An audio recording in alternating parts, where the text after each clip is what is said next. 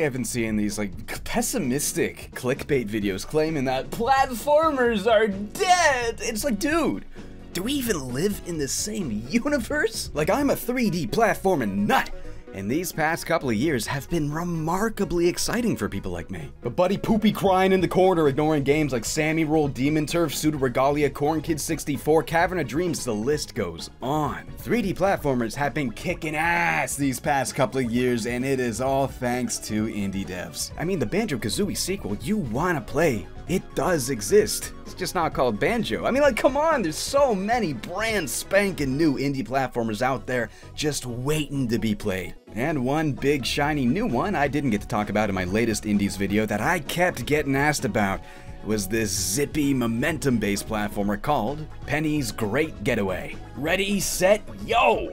You got a yo-yo. It made a pretty big splash in a Nintendo Direct a little while ago. The Sonic Mania devs are back and they're making their own thing. Christian Whitehead returns with that momentum-based gameplay he knows well, hell yeah. I didn't originally plan on covering this game because it was already getting a lot of attention, and when it comes to indie games, I really want to boost the stuff that's not already got a spotlight on it. But a lot of people were asking me what I thought about it. A lot of people seem to want to know what I think of the moves and all that stuff, and you know, I did play it, so screw it. Let's talk about Penny's Big Butthole. Right now it's on Switch and Steam, and Steam Deck's basically a better Switch, so I got it on that. I figured it'd probably run a lot better. Oh my god, the story of this game is just silly as all get out. Penny's a little jester hoping to impress the king with her yo-yo tricks, but after finding a little doggy yo-yo that has a mouth and a mind of its own, it eats off all of the king's clothes, and she immediately becomes a fugitive on the run. That is an extremely good story for a goofy little platformer like this. Like, why save a princess? Why save anybody? I'm saving my own hide after I did the dumbest thing imaginable. That's way more interesting. From here on out, it's a linear trek through several worlds, each with their own stage gimmicks and visual identities, and you'll use an array of momentum-based moves to get through with speed and style. So what do we got here? Okay, firstly, ooh, this is pretty cool. You can use a yo-yo by tapping any direction on the right stick. Boom, boom. Oh, I love that. I love when the right stick is like an extension of your character, instead of just moving the camera, like 99% of games do now. Just flick it in any direction, and Penny will toss it out that way. You can smash stuff that hide coins, or maybe bop those penguins coming after you, or maybe you're just hitting a switch or two. Tap out and hold it in place, and then the yo-yo will stay right there and you can bounce off of it. It's sort of like Cappy in Mario Odyssey, though I could never really get it to work in many practical scenarios. I would always just do this by accident. If you spin the stick in a circle, you'll have her do a big spin attack. This is great for crowd control. If you have a lot of penguins coming after you, you gotta hit them with the spin. It's also good for picking up coins a little faster, or maybe you're ripping out the grass, another good way to find some. Now, double tapping, it's going to perform one of the most helpful moves in this game, little speed dash. You can do it on the ground, and you can do this in the air. Now, this is great for closing long distances while platforming, but it's the quick little burst of momentum that makes it so integral. If you want to carry some speed into a combo, you're going to be starting with this guy. This is where your other two major moves are going to come in handy. There's a swing move and a little motor buggy bike thingy that you can ride on. Why don't we start with that swing? So you do that by simply holding the stick out and, yeah, holding it there. It'll reach a point, stay, and Penny will swing underneath. And you can totally change the results of this depending on how much speed you had when you started the swing and the timing of the release. So yeah, you can see here I'm getting a lot of different results just by playing with those two things. The motorbike move has Penny throwing the yo-yo down to the ground first, which makes it very easy to transition into when you're falling back to the floor. Just don't do it too early, because then it won't connect and you won't be carrying that momentum anywhere, and that's great. You gotta get a little bit of a feel for it before you're any good at it, and in my opinion, that makes the game a lot more engaging, because then you're thinking about the inputs all the more. This bike move feels real good. I really love the feeling of it, like you're veering into the slopes just right to keep up that speed. Now, I found it a little bit loose and clunky at first, but after a while, you begin to realize how much you gotta lean into each movement a little early. Like, it really feels like you're shifting weight, and once you get the hang of that, it's really fun careening forward with that physics in mind. Those are the big three, but as for the other moves, well, Penny also has like sort of a diet double jump. Tapping the jump button again mid-air has Penny doing a little backflip, extending her air time, but without granting you too much more height. Now, I normally don't like double jumps because their ability to undo any mid-jump mistakes with ease makes games feel like they're playing themselves to me now. I can barely even play A Hat in Time anymore because like every single move is just dive and then land with ease. Dive, pop out. It's just not very interesting to me anymore. But Penny, this game does it just about the way it needs to be done. You know, it's a game about building speed and trying to control it, so a little move like this, yeah, it helps take the edge off, gives you a little bones, you can land a little easier, but without making it like too OP so you can just fix every single mistake. If that were the case, all of these other way more fun to use moves wouldn't be as fun to use, so it's good that they do it that way. So hey, overall, this is a pretty fun moveset. There is just one major problem with it all. The yo-yo is really inaccurate. Like, I kept dying so many times just because basic moves are being executed with slight inaccuracy. When you got 360 different degrees of rotation to try and land on, it becomes a little hard to get things working in the right direction consistently. And that is when I found out you can just use the square button to use the yo-yo. It's a shame to miss out on what feels like such a delightful novelty, but it is so much more accurate that I just could not use the stick anymore after finding this out. Still good for spinning. I find that a lot easier with the stick, but if you're trying to platform and get your guy to go in the right direction, you best be using that square button. Or X button or whatever. Would it be Y on Switch? I don't know. Now, I'm not gonna lie, I did have sort of a rough time with the moveset in the first little bit, but hey, by World 2, I was really starting to piece it together. I was getting these moves to link into combos, starting with a burst of speed, timing the swing to blast forward, and careening down the way on the little buggy. Once you get a feel for it, oh, is this satisfying to do. They even have this little combo meter on the side, but honestly, I think that thing's superfluous. I don't need the game throwing a big flashy number in my face to tell me I'm doing well. Just executing a combo successfully in itself, I know I'm doing well. I know this feels good. You don't need the dopamine extraction visual, you know what I'm saying? Now, keeping up all that speed ain't easy. If you land in Penny's normal walk cycle, you're gonna lose it all immediately. Her run speed is real slow. Legs are not an option here. You have to carry that momentum through either the air or onto the motorbike, which I guess does make it challenging, but at the same time, it is kind of a bummer to feel like you lose it all so easily. In games like Sammy Roll or Sonic, you might lose a little bit of it when you mess up, yeah, but since the character is equipped for rolling or running, you still get a chance to make something out of what you did keep. But Penny is not like that at all. This game is all or nothing when it comes to momentum. The floor is lava, and if you touch it, you lose it all. So I'm kind of mixed on it. I can see people either loving that or absolutely hating it. It really just depends on who's playing, I guess.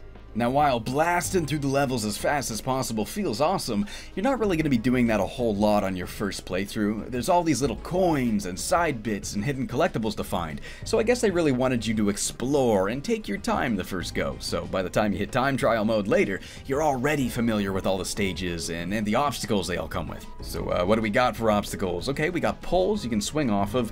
These confused me at first. I thought it would be like, oh yeah, time the exit and the momentum follows accordingly, but no, you rotate the stick and just aim the cursor where you want to go, and then you press the button and you just go there. I didn't really like that at first, but hey, after you get the hang of it and you really know like how to do it fast, you can exit these poles real quick, and that does feel pretty great. There's also vertical poles that you'll swing off of, and you'll go up, and these ones you do time the swing. You gotta let go when you're going the way you want to be, go. Oh, the trampolines. I like that these have a direct reward. If you're stuck earthbound, you gotta jump on it and wait for every jump to get higher and higher, and then you're up. But hey, if you had a sick combo going already and you had the height from the get-go, just one jump, that's all you need. Ramps are pretty common. I didn't really get what to do with these at first. I kept trying to jump right at the lip, and I was not getting very much airtime. So what you want to do is you gotta let yourself ramp off on the bike. Don't hit the jump button until that is at the apex, and that apex is going to be affected by the speed you carried into that ramp. This game loves these ramps. It's a good little, okay, slow down, line yourself up, and slam back into it. A very good pace keeper. Some obstacles do kind of feel like the game is playing itself though, and I don't mean those colorful wheels. They set you up, but then the speed you got from it, that's in your hands to do whatever you want with. I'm mostly talking about the magic freaking carpets. Like, I really don't get the point of these. It's all just spectacle. There's no gameplay here. Functionally, you're just warping the player character up to another spot without doing anything like actually fun to get there. And we ain't talking the loop-de-loop. It ain't a quick 2-second fun visual. This is just like, let me off. Please, thank you. The pulleys you swing down on, those make sense. Like, yes, it's functionally very similar, it's mostly spectacle, but this spectacle is useful because you're seeing a whole chunk of the level that you're about to play on. And when it's a game about speed and doing combos, seeing what's coming up before you get there, well, that really helps you decide what you're gonna do to get through it. Oh, you know what? Screws are a good obstacle. They'll react differently depending on whether you're spinning clockwise or counterclockwise. Often just bringing up a platform a little higher, but it's a fun little way to interact with the environment in a way that feels like you're directly controlling the, you spin the stick, you spin the character. I don't know, something about that feels really fun to me. And of course, there's tons of great world-specific obstacles. The water level brings wave pools that influence how you bike over them. The computer world has these nodes that you can break to clear any electrical barriers. Oh, and these platforms you gotta balance for, a variety of reasons. They're also very fun to play with. You also got a number of yo-yo power-ups. There's one that fuels up the motorbikes. You can really give her, bud. You're plowing through and riding up walls and stuff. There's the fire yo-yo for lighting candles. That creates an updraft. You go whoosh, upwards. You can also ignite these Kirby-styled cannons where you gotta race the fuse to land in the cannon and you're blasting out. Possibly my favorite obstacle, though, are the golf bowls. Little bowls that turn into golf balls. You gotta knock them into the hole and then out pops a flag that you swing up. It is brilliant, it's charming, it's fun. What a good idea for an obstacle. So yeah, there's enough going on in each level that it avoids feeling repetitive, which, is very good because you're mostly recycling the same 3 moves over and over and over throughout each level. So having all of these little bits of variety between the obstacles and the power-ups, very good job at keeping things from feel like you're just doing the same thing over and over. One thing I kinda don't like, though, is just how freaking ridiculously easy it is to skip a lot of these obstacles. It's one thing when you're outsmarting the level design and you take your own path. It's like, screw you obstacles, I'm in charge.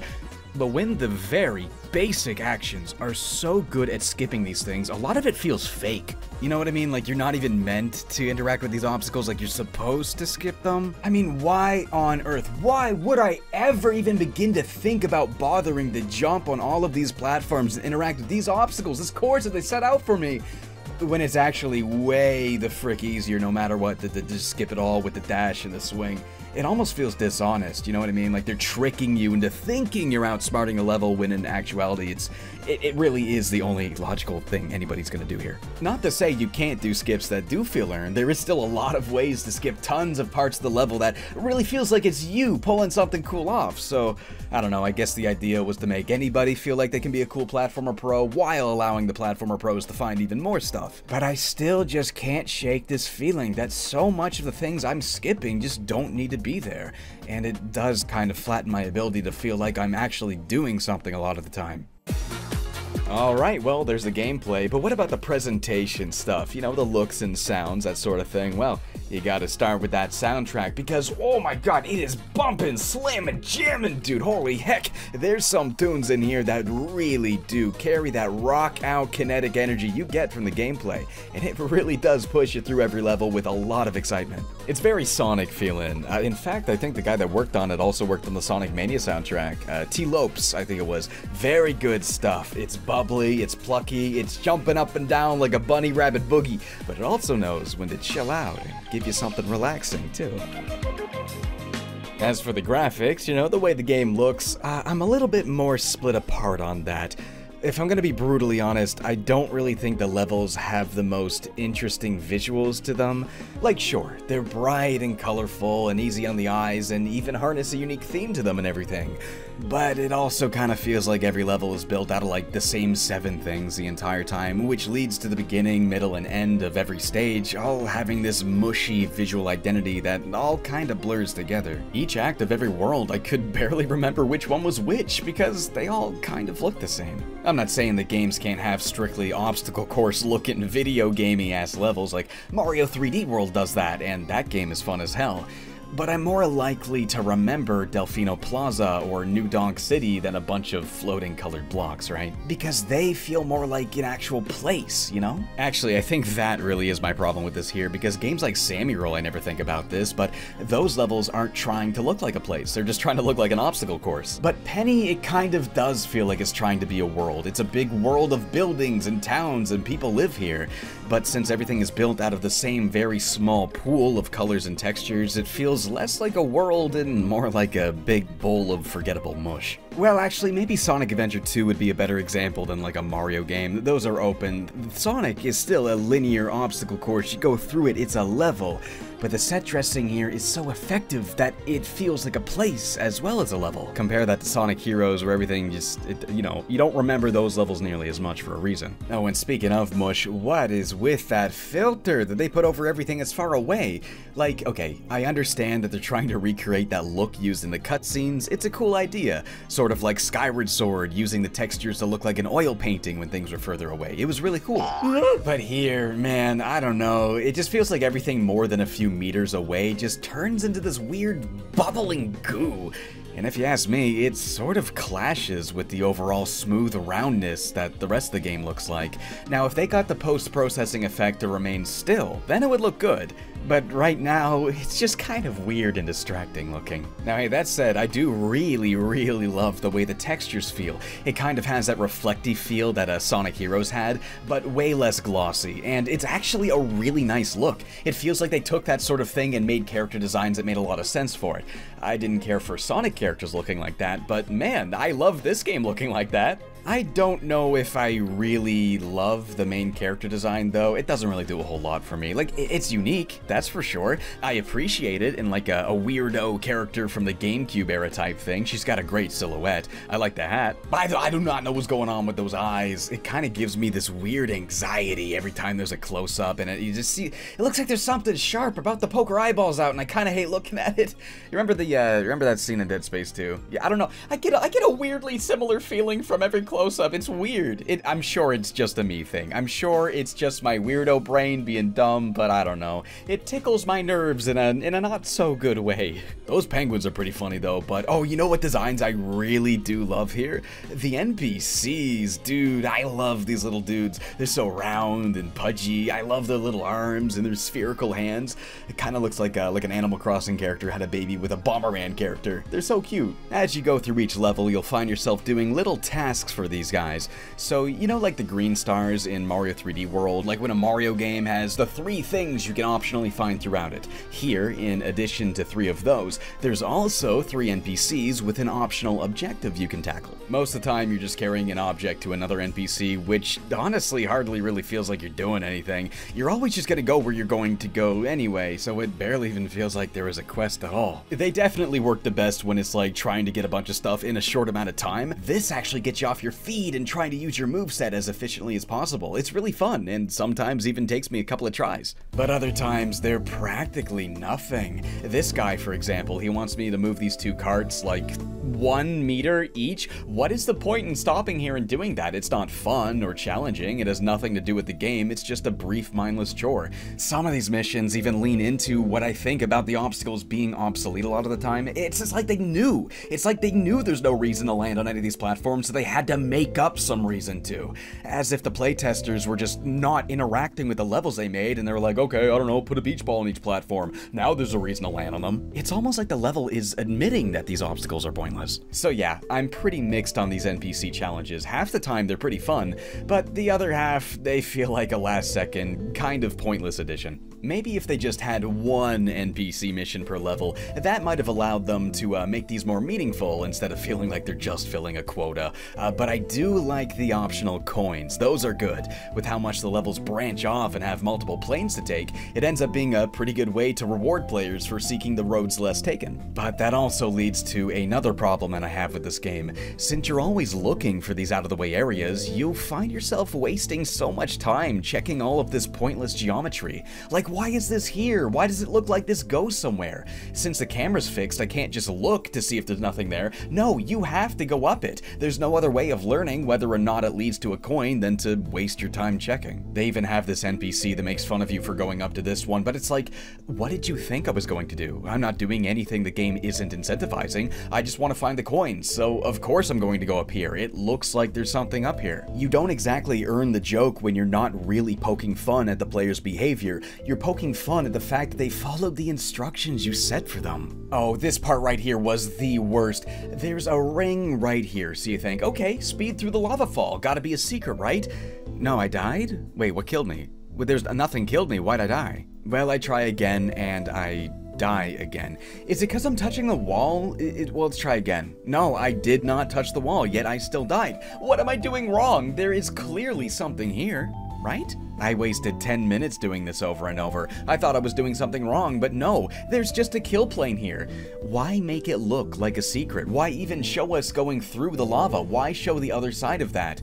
I had every reason to believe I was not wasting my time, but I sure as hell was. This game can be really finicky. I heard it was a lot more glitchy before the patches, but I still found myself falling through the geometry for no reason sometimes. Look at this. Why did I clip through? Why am I underneath the stage? Imagine if you were doing a really good time trial run. It would suck to have it completely halted just because of a dumb glitch like this. And why does this waterfall right at the end act like this? Look, I barely scraped it and it sucked me in and killed me. And don't even get me started on the busker bonuses. At the end of every level, you have these quick time events, and if you pull them off, you get a huge bonus, and you need to get that if you want to get 100%. But there were so many times, I swore I did it correctly. I would even be incredibly careful and make sure to do it right, but it would still fail me for like no reason half the time. I don't know if the stick is too sensitive and is registering an input when I let go of it or what, but it really sucks to get all the way to the end of a good run and you just lose the bonus even though you did nothing wrong. The stick spins are misleading as they are. Like if you overturn it, you fail. So then why does the arrow overshoot the top? You have to stop at the top and then release. It's so particular. I've never had a problem ever doing like the paint and jet set.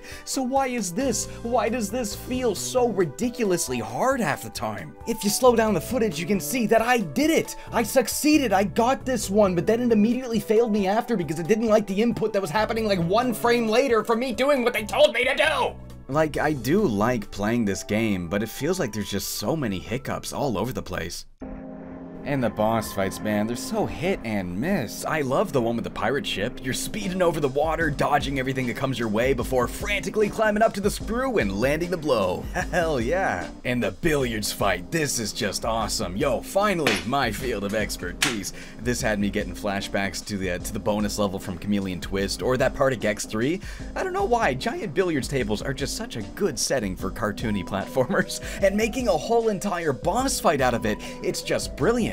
You're hitting it back Phantom Ganon style before trying to pocket all of the balls. It is just so much fun. It's a genius fight. But after that, every fight just kind of fizzles out into this extremely easy nothing. The swimming pool fight, for example, it's basically Gooper Blooper, except the game just tells you where not to stand. You do the obvious, easy to do thing, and before you know it, it's all over. I literally said out loud, "Wait, that's it?" when it cut to the victory screen. There's also this race with a penny puppet, and at first I thought it was way too easy. I slammed through the level quickly and won by a freaking mile. But then the game's like, oh no, you were supposed to pick up the coins, and I was like, okay, I see. You gotta have that other element to it, you know, sure, that makes sense. Okay, well maybe this will be a little challenging. But even going at a far slower pace to grab all of these, it was still so freaking easy that I couldn't possibly imagine losing. I won't spoil the rest of the boss fights, but like they really do put the 2 best ones at the beginning of the game, and it's a really disappointing feeling. It's really disappointing to have such a great time with the first 2 boss fights, and then you're going through every other world, you get to the very end, you're excited to see what this next big crazy boss fight's gonna be,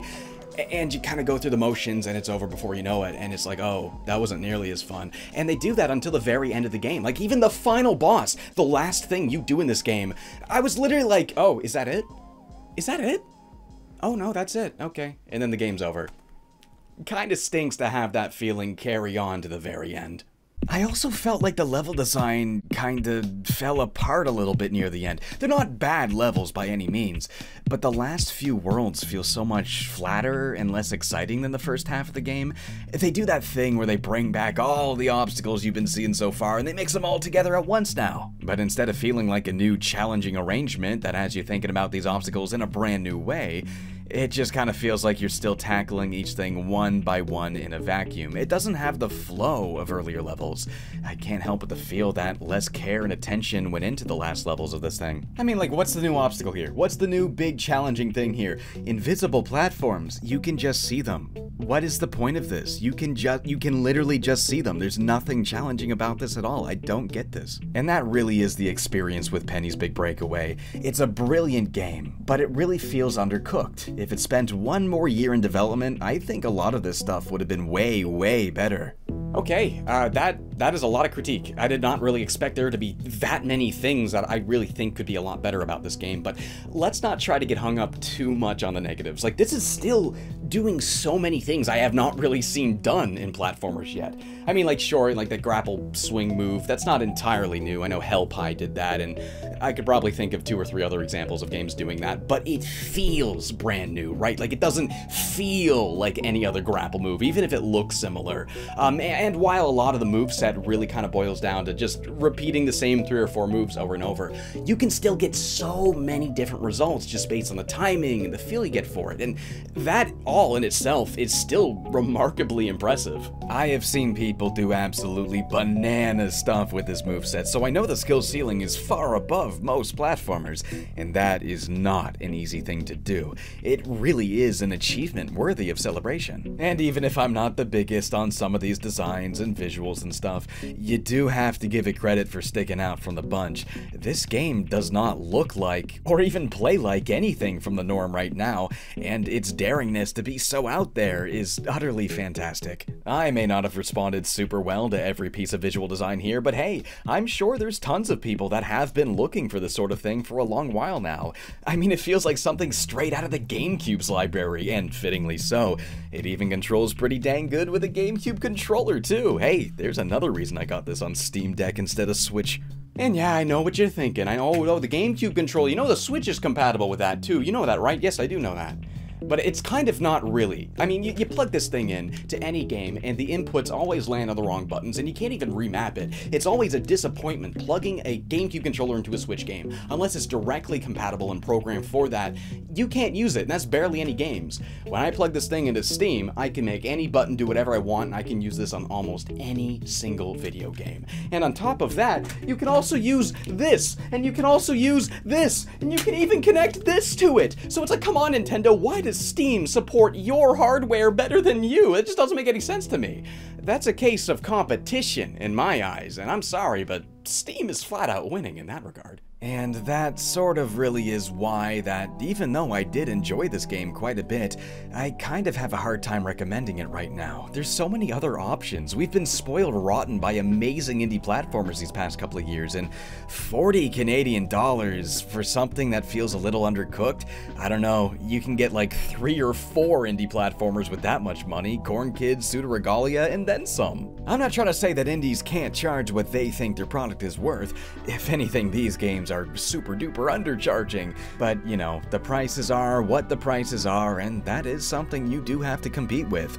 I know wallets be hurting these days. I hear it in my comments all the time, and I just want you to get the most bang for your buck. But hey, that said, if money is not a problem for you, and this does look like your kind of jam, then hey, I say pull the trigger on it, buddy. It is a fun and colorful game that's easy to get into, but tough to master. It'll make anybody feel like a pro, while giving the pros the high skill ceiling they want to explore. It may fumble some things here and there is a number of things I really do think should be a bit better, but there is an undeniable complexity here that I can easily see people lovingly getting lost in. But otherwise, I'd say wait for a sale. Slap it on the wish list, and hopefully someday you can get it for like half off or something. It might be good to wait anyway, because I hear the Switch version is still pretty buggy. It feels like that publisher might have made them rush it out a little sooner than they should have. I also feel like these publishers are the reason for the higher prices. I'm just kind of making that up, but I don't know. I think that's what happened to Clive and Wrench, because that game would have also benefited from a more competitive value. Sorry if that comes across as like a mean way to judge this thing. Like, I do agree that art should not be measured by outside circumstances like the money it costs to buy it. But at the same time, you know, the older I get and the more money does become a real challenge in my life, the more I just try to be a little bit more economically conscious. And I'm sorry, but when you're surrounded by games of equal value that are way cheaper, you kinda do have to compete with that. And I don't know, I just want to stop pretending these numbers don't exist, because I have been guilty of that before, and it's just not entirely fair to the people watching. So don't get me wrong, I'm mixed on a lot of things, but I like it overall. I really do sincerely appreciate what this thing is doing well. I don't think it's like a groundbreaking masterpiece or anything like that, but it's a really solid and fresh game overall that I think fans of momentum-based games are very likely to enjoy. It is absolutely another piece of wicked cool art from the indie sphere that is absolutely worth celebrating. But either way, Games like Penny's Big Breakaway are direct proof that this magical genre about jumping around, it's far from dead, dude. I just really think we gotta stop letting the state of big budget stuff and long-standing IPs cloud our ability to see what else is out there. Cause there's so much out there just waiting for you to find it and play it and fall in love with a game for the first time all over again. Like, sure, it's sad that we may never see a new Rayman game or a new Banjo game or a new Spyro or a new 3D Sonic that's good and is everything we want it to be. But maybe challenge yourself on that. Maybe we don't need that. Maybe these games we grew up loving, maybe it was less about the characters and the brand and more about the essence, the general blend of art and mechanisms that made these games magical. You know, there was a point in my life very recently, it was very interesting, where I realized, you know what? I don't care about Mario at all anymore. I care about this. And hey, if you got that, I got no problem watching a new guy take the spotlight. So come on, man, embrace the indies. Unify yourself with the platforms and storefronts that offer them and break free of the outlets we've grown so used to depending on. The bear and bird isn't what made the game good. The hedgehog is not what made the game good. The passion was, and you're gonna find a lot more of that here than you will from a modern corporation like Ubisoft, Sega, or Sony. I mean, why even bother counting on the new Sonic game to hopefully be good when there are so many others taking what we love from Sonic and making a piece of true passion? So I'm sorry guys, but it's time to take the past and leave it in the past. The indie revolution is here, my friends, so hop aboard. The ride is far from over, and the best is yet to come. Yo, thank you so much for watching, dude. Hey, if you want to hear about more 3D indie platformers that you can buy and play right now, check the video card on screen. And if you enjoyed the video, please don't forget to click the like button. That always helps me out a lot. And if you'd like to support the channel, I got some stuff going on Patreon. I have a $1 podcast where I shoot the shit every month. I love to shoot the shit, and I love to crap my pants.